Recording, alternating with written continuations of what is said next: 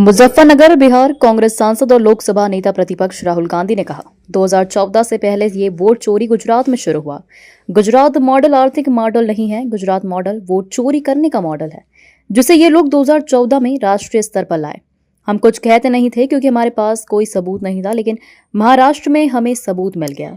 लोकसभा में हमारा गठबंधन जीतता है, लेकिन 4 महीने बाद विधानसभा चुनाव में हमारा गठबंधन जमीन पर दिखता ही नहीं है। चुनाव आयोग ने लाखों करोड़ों वोट जोड़े, वो सारे के सारे मत भाजपा के खाते में जाते हैं और उन मतों से भाजपा चुनाव जीतती है। इलेक्शन आता है, ओपिनियन पोल आते हैं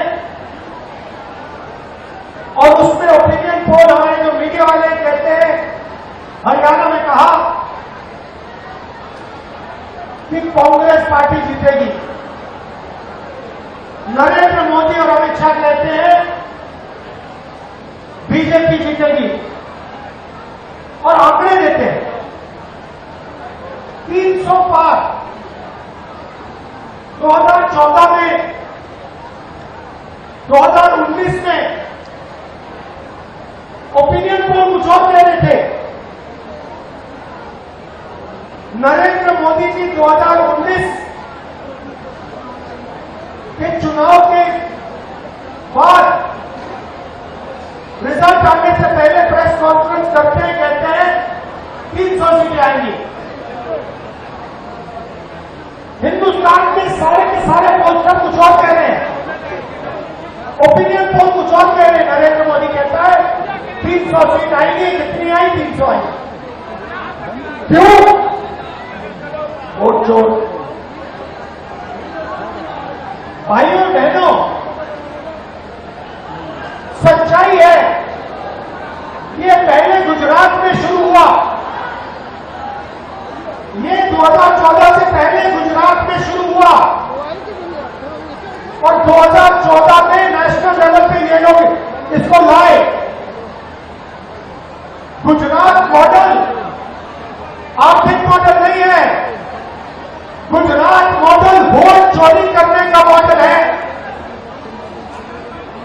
और इस मॉडल को ये 2014 में नेशनल लेवल पे लाए। आप देखिए, मध्य प्रदेश का चुनाव चोरी किया, हरियाणा का किया, महाराष्ट्र का किया।